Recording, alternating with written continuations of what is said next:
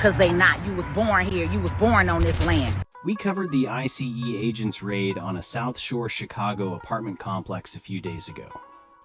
Reports state that the operation would target the apartment's illegal immigrants and Venezuelan gang members. Additionally, it would be alleged that as part of the operation, children and Black Americans would be detained in the middle of the night. In light of the narrative, this has now raised concerns on the internet and in other media sites. In reference to the Black Americans who were caught during this operation, other Black internet users would later voice their concerns about becoming the next target of ISIS. Many individuals would respond to the news of Black people being detained by ICE officials for hours on social media and on websites like TikTok. It's going to be white American citizens who are asking Black American citizens for their papers, for their proof of citizenship. I wish I was being hyperbolic. I wish I was joking, but this is exactly where we're going. We're going to a place where a white boy feels he has permission, not feels he has permission, will actually have permission from the federal government to ask you for your papers. I keep saying that immigrant issues are Black people's issue, and y'all keep pushing back, but I don't think y'all are hearing me or understand what I'm saying. I'm saying is they're going to use ICE to eventually harass us the way that they're harassing immigrant communities, not only ICE, but every federal agent, right? And we got to a point where you don't even have to be like a trained federal agent. They're literally just giving any white boy who wants to harass immigrants a job. But they're going to take it a step further, and they're going to give people permission to ask for other people's proof of residency. Surprisingly, some Black Chicagoans are already defying these rumors, even considering Trump and I's efforts to clean up their neighborhood, in spite of the worries that others had about ICE targeting Blacks in the city. All influencers who are taking parts of stories coming out of Chicago and using it for fucking clickbait and engagement. Now, I have been urging my people here to pause so that they can process things. Y'all talking about them coming down on that building out south. Whole time, that building used to be predominantly Black. That building was predominantly Venezuelans, okay? There are people from that neighborhood that have been complaining about that building for a year, okay? They showed y'all broken windows and shit that were already there.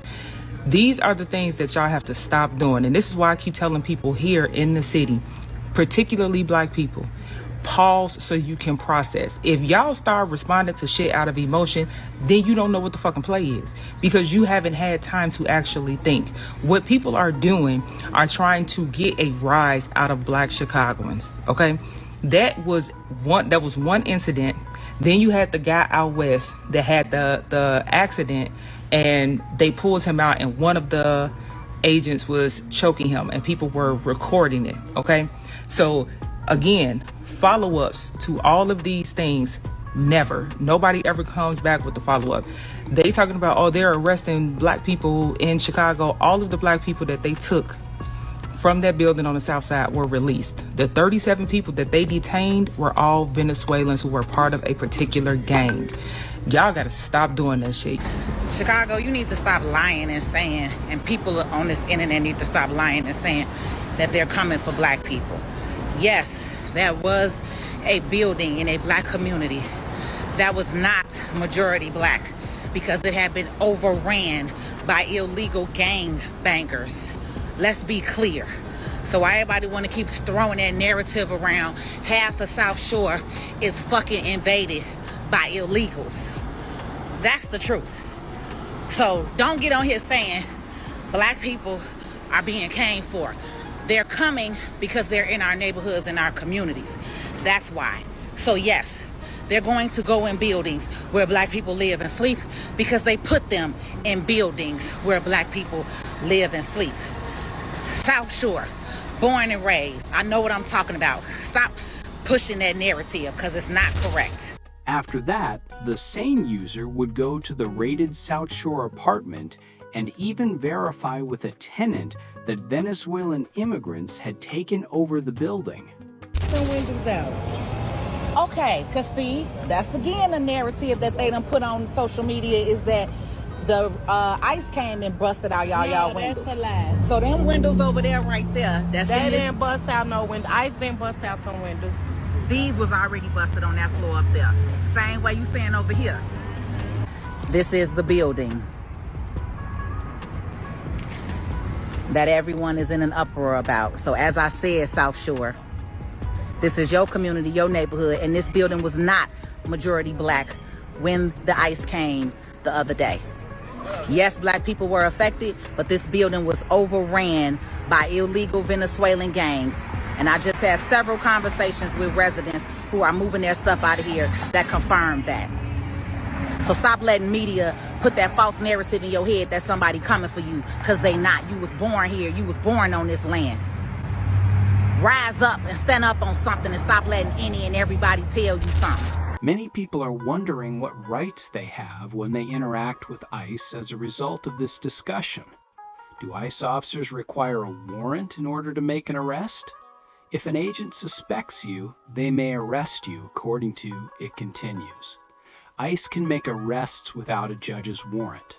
Police officers have the same rights as other law enforcement officials to interact with people, start consensual encounters, arrest people they suspect of being illegal aliens, and briefly detain foreign nationals when they have good reason to suspect they are in the country unlawfully. People crossing the border may potentially be detained and searched by ICE officers and agents. Regardless of their criminal history, all foreign nationals who break U.S. immigration law risk being arrested and detained. People who have final removal orders are taken out of the country. According to NPR, ICE only requires a warrant for arrests made at private residences or places of business. Protests by those opposed to ICE's presence in Chicago have also started in several areas of the city in response to the most recent events around the city. And it seems that the Trump administration is now using this as justification to deploy the National Guard. A White House official would confirm Trump's decision to deploy the National Guard in a statement provided to ABC7. Local authorities, such as Governor Pritzker of Illinois, have refused to intervene to stop the violent riots and lawlessness that are still occurring. In order to safeguard government officers and property, President Trump has authorized 300 National Guardsmen. Lawlessness that is rife in American cities is something that President Trump will not ignore. Let's discuss it in greater detail on the comments section below. What do you think of President Trump's most recent move to dispatch the National Guard to Chicago? Do you also concur with these Black Chicagoans that perhaps this was a positive development for their communities?